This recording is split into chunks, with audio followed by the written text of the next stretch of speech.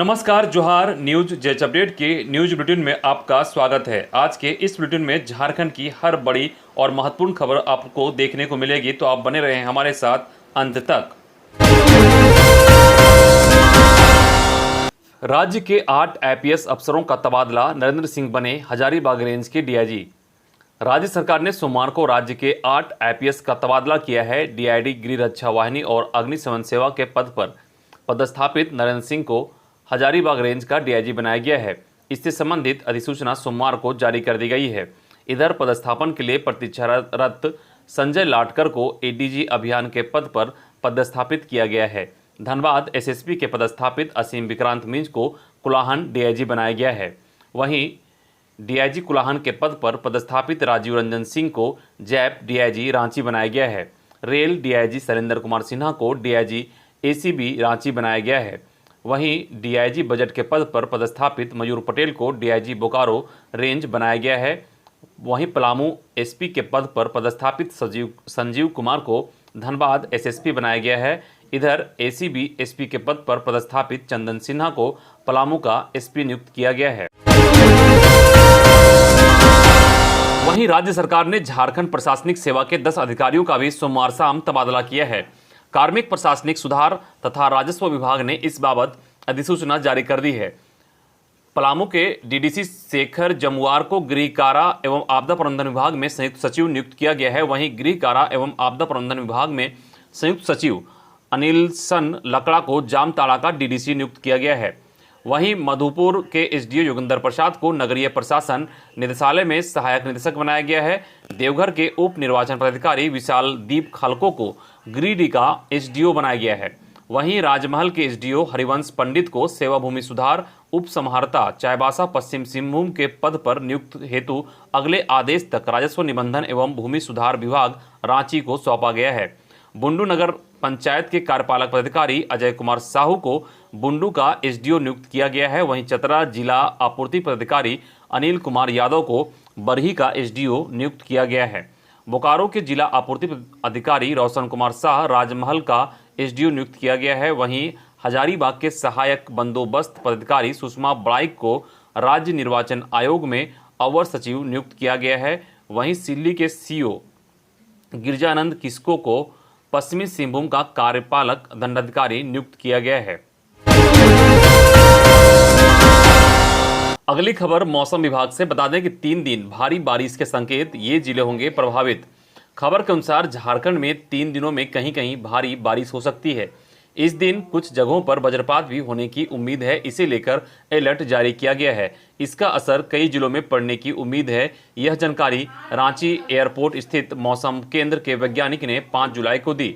मौसम केंद्र के मुताबिक राज्य के उत्तरी और मध्य भागों में कहीं कहीं पर भारी बारिश होने की संभावना है। इसका असर पलामू, गढ़वा, चतरा, कोडरमा, देवघर, धनबाद, दुमका, गिरिडीह, गोड्डा, रांची, बोकारो, गुमला, हजारीबाग, खूंटी, रामगढ़ आदि जिलों में देखने को मिलेगा। अगली खबर की बात करें तो तकनीकी शिक्षा के लिए छात्रों को 1 लाख रुपए तक आर्थिक सहायता देगी झारखंड सरकार। खबर के अनुसार झारखंड की गरीब मेधावी छात्रों को राज्य के बाहर अथवा राज्य के तकनीकी शिक्षण संस्थानों में नामांकन के बाद आर्थिक सहायता प्रदान की जाएगी। इससे संबंधित योजना प्राधिकृत समिति के लिए संलेख प्रारूप पर मुख्यमंत्री हेमंत सोरेन ने अनुमोदन दिया है। यह प्रस्ताव उच्च तकनीकी शिक्षा एवं कौशल विकास विभाग ने तैयार किया है। उक्त योजना के तहत यह प्रस्ताव है कि राज्य के बाहर अथवा राज्य में स्थित एमएचआरडी द्वारा घोषित ओवरऑल एनआईआरएफ रैंकिंग वाले प्रथम 100 संस्थानों विश्वविद्यालय के एआईसीटीई से मान्यता प्राप्त स्नातक स्नातकोत्तर स्तर पाठ्यक्रमों में राज्य के छात्रों का नामांकन होने पर प्रत्येक वर्ष संबंधित कोर्स के उस बैच के लिए निर्धारित वार्षिक फीस अथवा ₹1 लाख मात्र आर्थिक सहायता के रूप में दी जाए। यह सहायता अधिकतम 200 छात्रों को प्रति वर्ष दिए जाने पर लगभग 2 करोड़ रुपए प्रति वर्ष व्यय होने की संभावना है। एक बार चयनित छात्रा को उसके निर्धारित कोर्स अवधि तक के लिए लगातार यह आर्थिक सहायता मिल सकेगी। अगली खबर कोचिंग संस्थानों और प्राइवेट स्कूलों के लिए राहत भरी खबर है। जिस तरह से झारखंड में कोरोना की रफ्तार में कमी आ रही है और देश के अन्य राज्यों द्वारा शिक्षण संस्थान खोले जा रहे हैं, उस तरह से झारखंड भी अब जल्द ही शिक्षण संस्थान खोलने पर पहल कर सकती है। बता दें कि बिहार में 50% उपस्थिति के साथ सभी शिक्षण संस्थान खोलने की अनुमति दे दी गई है। बिहार के मुख्यमंत्री नीतीश कुमार ने बताया कि कोरोना स्थिति की समीक्षा के बाद सभी सरकारी गैर सरकारी कार्यालयों को सामान्य रूप से खोलने का निर्णय लिया गया है। विश्वविद्यालय, सभी कॉलेज, तकनीकी शिक्षण संस्थान, सरकारी प्रशिक्षण संस्थान 11वीं एवं 12वीं तक के विद्यालय 50% छात्रों की उपस्थिति के साथ खुलेंगे। इस तरह से देखा जाए तो झारखंड में भी कई तरह के रियायतें दी गई हैं। अब उम्मीद है कि झारखंड में भी जल्द ही स्कूल और कॉलेजों को खोलने का निर्णय हेमंत सरकार लेगी। प्राइवेट स्कूल और कोचिंग खोलने को लेकर आपकी क्या राय है, आप हमें कमेंट बॉक्स में अपना विचार रख सकते हैं।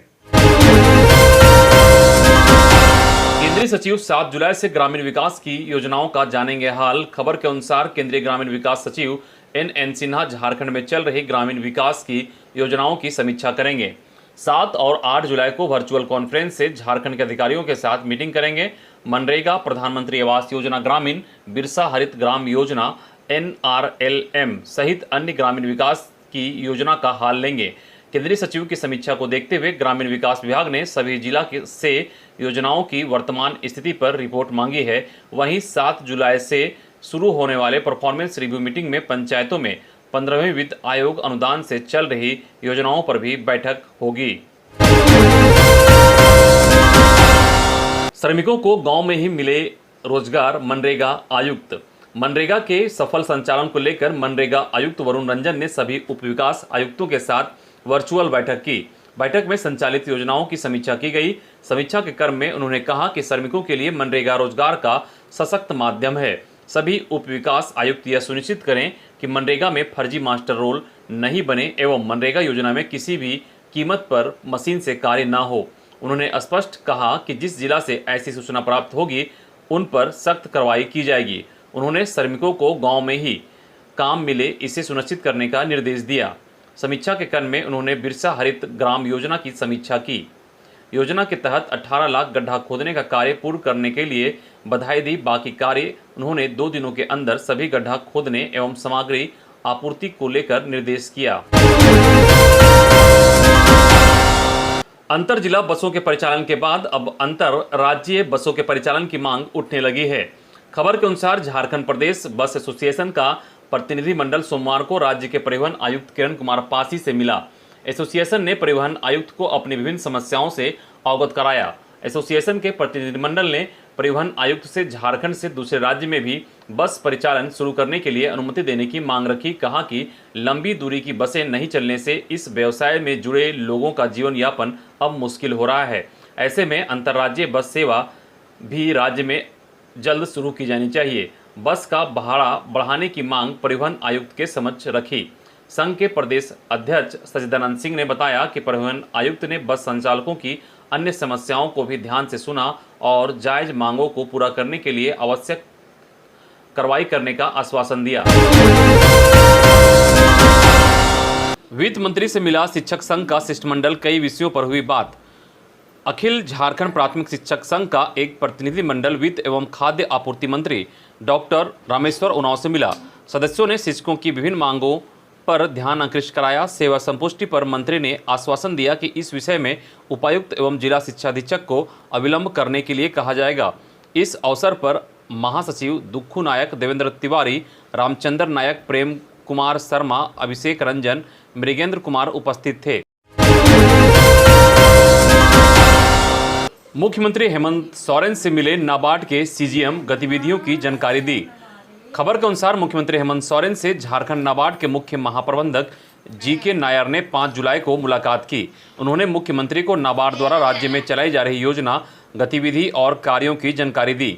मुख्यमंत्री ने मुख्य महाप्रबंधक से कहा कि राज्य में लैंपस, पैक्स और गोदाम के निर्माण में नाबार्ड सहयोग करे।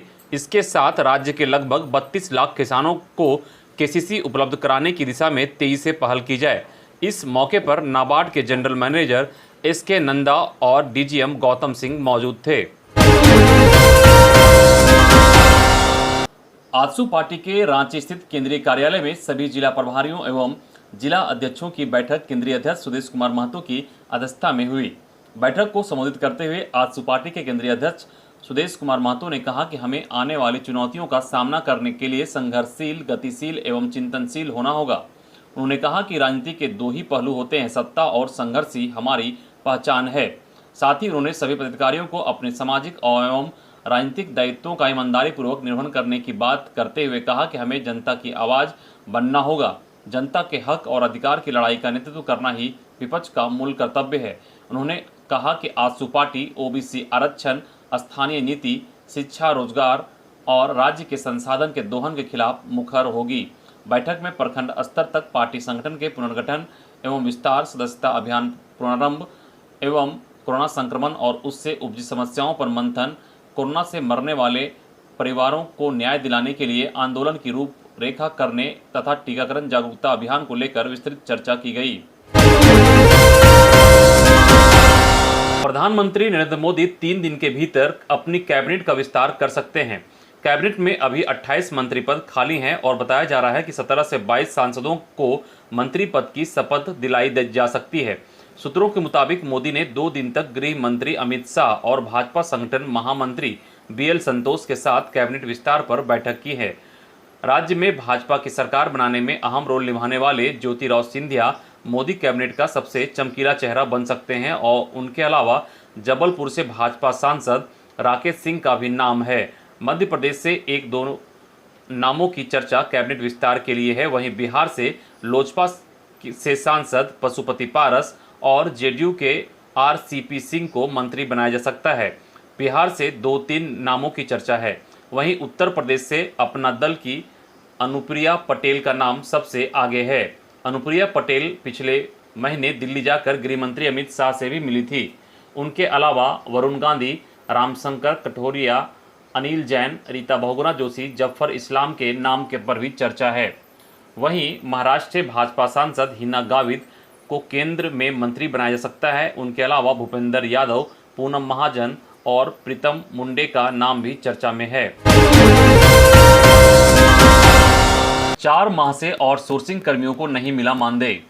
बता दें कि सदर अस्पताल चतरा में कार्यरत आउटसोर्सिंग कर्मियों को 4 माह से मानदेय नसीब नहीं हुआ है। कर्मी दाने दाने को मोहताज हैं। स्थिति ऐसी हो गई है कि इन दिनों इनके समक्ष भोजन पर भी आफत आ गई है। बावजूद विभाग के अधिकारियों को ना ही इन पर तरस आया और ना ही आउटसोर्सिंग के अधिकारियों का। एक विचारणीय तथ्य यह भी है कि अगर सदर अस्पताल में कोई भी काम हो रहा है तो वह आउटसोर्सिंग कर्मियों से ही लिया जाता है और अगर मानदेय लेने की बारी आती है तो सबसे पहले अन्य कर्मियों को मिलती है। ऐसे में 4 माह से मानदेय की समस्या से जूझ रहे आउटसोर्सिंग कर्मियों को अगर जल्द से जल्द मानदेय भुगतान नहीं किया गया तो कर्मी अस्पताल का कार्य बहिष्कार करने को बाध्य होंगे। इधर अनिश्चितकालीन हड़ताल पर गए हाईवा ट्रक मालिक। खबर के अनुसार विस्थापित प्रभावित वाहन मालिक संघ के बैनर तले आशुतोष मिश्रा के नेतृत्व में ट्रक, हाईवा एवं लोडर मालिक अपने अपने वाहन को घर में खड़ा कर अनिश्चितकालीन हड़ताल पर चले गए हैं, जिससे लोकल सेल का कोयला डिस्पैच बंद हो गया है। हड़ताल में सिमरिया विधानसभा के लोकप्रिय विधायक किशन कुमार दास आंदोलन को धार देने के लिए आंदोलन स्तर पर पहुंचे थे। माननीय विधायक ने अपने संबोधन में कहा कि जमीन देने वाले विस्थापित प्रभावित परिवार के लिए आम्रपाली कोल परियोजना ऑफ साबित हुई है। बेरोजगारी का आलम यह है कि गरीब बेरोजगार लड़के गहना जेवर बेचकर कर्ज लेकर वाहन खरीदा था, इस आस में कि वाहन चलाकर अपना पेट पालेंगे, लेकिन सीसीएल प्रबंधन की ओछी राजनीति के कारण सैकड़ों ट्रक हाईवा लोडर को फाइनेंसर खींचकर ले गया है। विधायक ने कड़े शब्दों में कहा कि जब तक मांगे नहीं मानी जाती तब तक आम्रपाली बंद रहेगा।